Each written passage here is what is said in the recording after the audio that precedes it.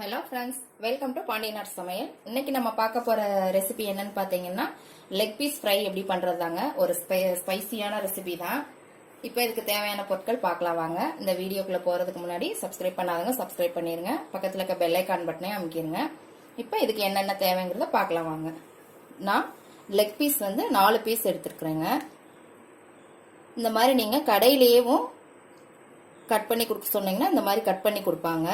அப்பதான் இந்த மசாலாலாம் உள்ள இறங்கும். அதுக்காக தான். உங்களுக்கு கடையில் கட் பண்ணி கொடுக்கலன்னா நீங்க கத்தியை வச்சு இந்த மாதிரி கட் பண்ணிக்கோங்க. ஒரு அரை எலுமிச்சம்பழம், 4 ஸ்பூன் தயிர், 1 ஸ்பூன் இஞ்சி பூண்டு பேஸ்ட், 2 ஸ்பூன் கார்ன்ஃபிளவர் மாவு. கார்ன்ஃபிளவர் மாவு இல்லை அப்படின்னா நீங்க மைதா மாவு எடுத்துக்கலாம். பச்சரிசி மாவு 2 ஸ்பூன், தேவையான அளவு உப்பு, 1/4 ஸ்பூன் மஞ்சள் தூள், 1/2 ஸ்பூன் மிளகுத்தூள், 2 ஸ்பூன் தனி மிளகாத்தூள், 1 ஸ்பூன் கரம் மசாலா தூள். பொரிக்கிறதுக்கு நீங்க சன்ஃப்ளவர் ஆயில் எடுத்துக்கோங்க.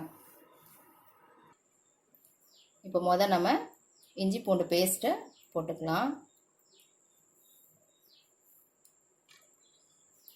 அப்புறம் மஞ்சத்தூள்,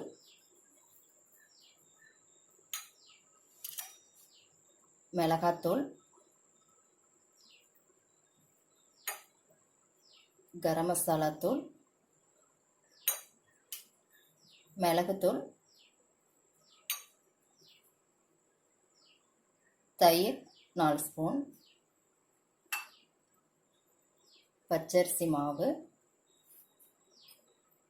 கார்ன்ஃப்ளவர் மாவு.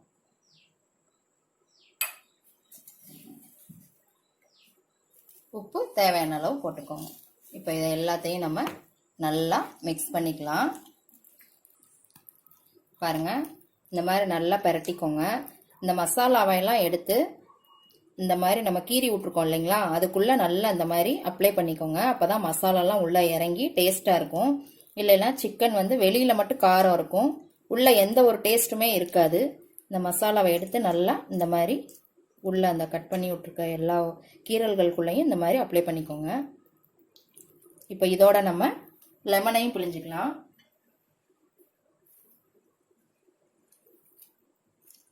இதையும் பிழிஞ்சு விட்டு நல்லா அப்படி மிக்ஸ் பண்ணி விட்டு ஒரு 15 நிமிஷம் அப்படியே ஊற வச்சிருங்க.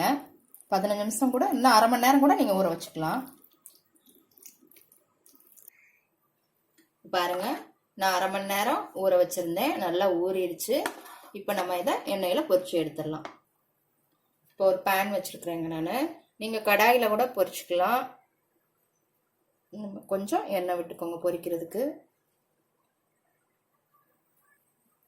எண்ணெய் கொஞ்சம் சூடாகட்டுங்க. மீடியம் ஃப்ளேம்ல வச்சு ஹீட் பண்ணுங்க, இல்லைன்னா ரொம்ப ஒரு மாதிரி கருகல்ல மாதிரி ஆயிரும். பாருங்க, எண்ணெய் சூடாயிருச்சு. இப்போ நம்ம இந்த லெக் பீஸை போட்டுக்கலாம். மீடியம் ஃப்ளேம்ல மட்டும் வச்சுக்கோங்க. நான் 2 தான் போட்டிருக்கிறேன், அப்பதான் கொஞ்சம் நல்லா வேகும். மொத்தமா போட்டீங்கன்னா சரியா வேகாம போயிடும்.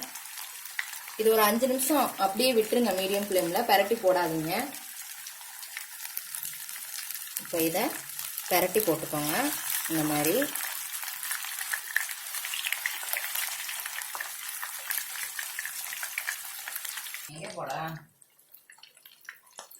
இப்போ பாருங்க, பரட்டி போட்டாச்சு. இதை ஒரு லிட்டு வச்சு மூடி வச்சிருங்க. ஒரு பிளேட் போட்டு மூடி வச்சிருங்க, அப்பதான் கொஞ்சம் வேகும். மீடியம் ஃப்ளேம்ல மட்டும் வைங்க, ஃபுல்லா வச்சிடாதீங்க. ஒரு 2-3 டைம் நீங்க அடிக்கடி இந்த மாதிரி பரட்டி பரட்டி விட்டுக்கோங்க. அப்பதான் எல்லா பக்கமும் நல்லா வேகும். நல்லா 2-3 டைம் பரட்டி விட்டுக்கோங்க.